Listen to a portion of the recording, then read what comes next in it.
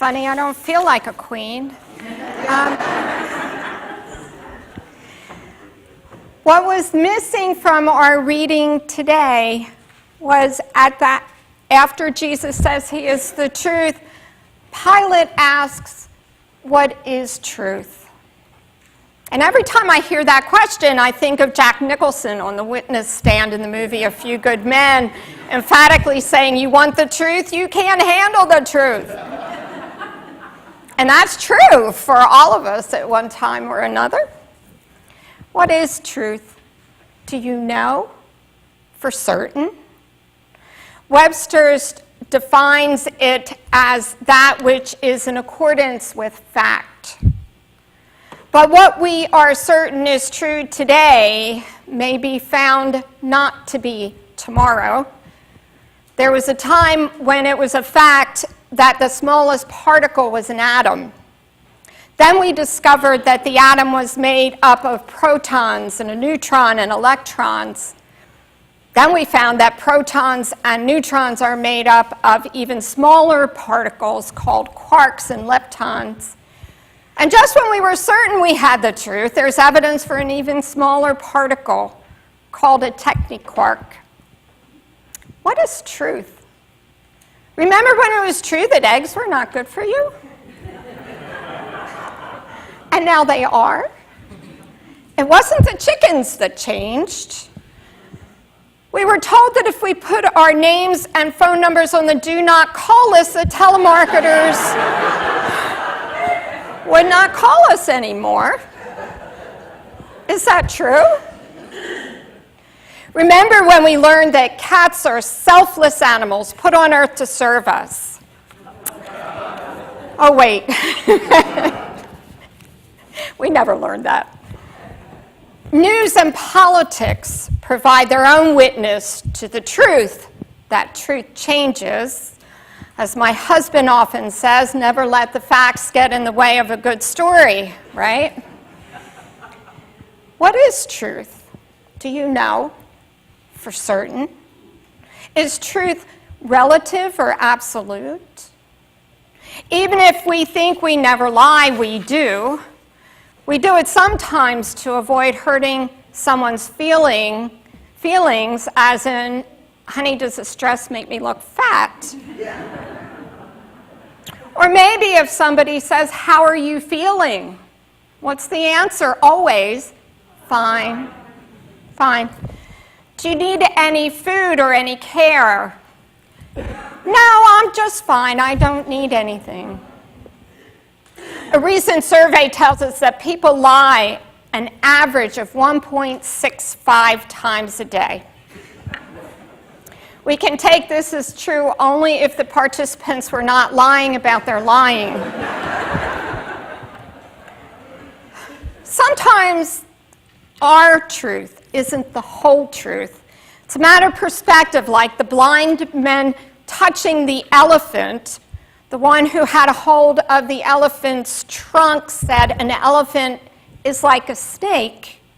The one who tried to wrap arms around the legs said an elephant is like a big tree. To each of them, that was the truth, but it was their truth. Pilate wasn't sure about the truth. The account that precipitated his question began with Judas, who brought soldiers and police from the chief priests, and he brought Pharisees too. They came with lanterns and torches and weapons, according to John. Arrested and bound, Jesus was taken to the high priest, who questioned him about his teaching. From there, he was taken to Pilate's headquarters. Pilate told the religious leaders to try him under their law.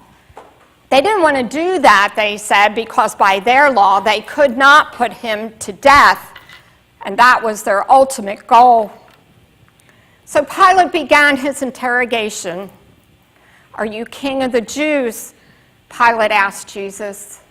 Pilate's question ended up turning from who are you to what have you done?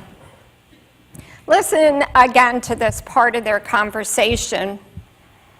Jesus answered, my kingdom is not from this world. If my kingdom were from this world, my followers would be fighting to keep me from being handed over to the Jews. But as it is, my kingdom is not from here." Pilate asked him, "So you are a king?" Jesus answered, "You say that I'm a king. For this I was born, and for this I came into the world, to testify to the truth. Everyone who belongs to the truth listens to my voice." And Pilate asked him, "What is truth?" And Jesus answered with his whole life and his death. We, like Pilate, live in a world of half-truths and contradicting ones. In our postmodern world, truth is both questioned and questionable. "My whole reason for coming into the world is to bear witness to the truth," Jesus said. Jesus did not say that religion or doctrines were the truth, although there is truth in them. Jesus said he is the truth. What is the truth is the wrong question. The question is, who is the truth? Jesus' love for those who couldn't pay their own way with money, those who could not return favors, and those who could not carry their own weight put him at odds with established norms. When Jesus was sentenced to death on the cross, it was because he refused to align himself with those who did not use their power to benefit those in need. His insistence that the hungry be fed, the sick healed, and the widows and orphans cared for threatened the political leaders of the Roman Empire, the temple aristocracy, and the business interests of the Herodians, and so they conspired to kill him. Jesus looked into their hearts, and he found corruption and greed and self-interest. He found all those things that threatened to destroy life. He found sin and was killed for it.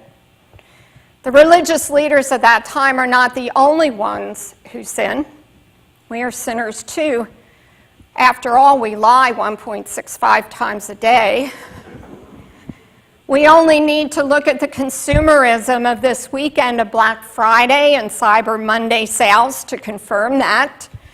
We shop until we drop to honor the baby Jesus' birth. Much of our excess stuff ends up in landfills.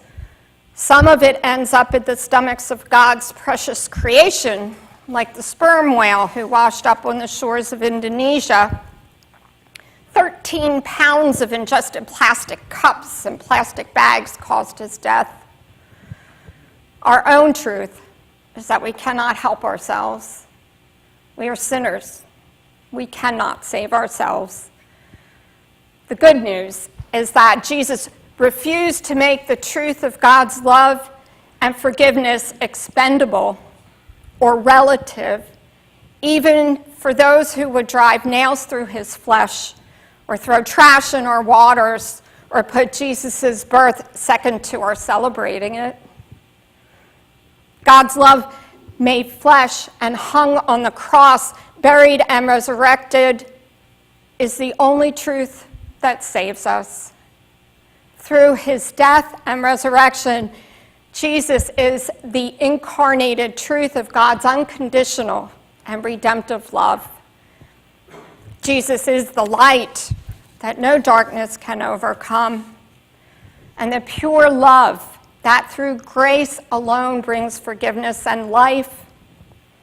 This is the truth that was and is yet to come. In the name of Christ, giver of all grace, amen.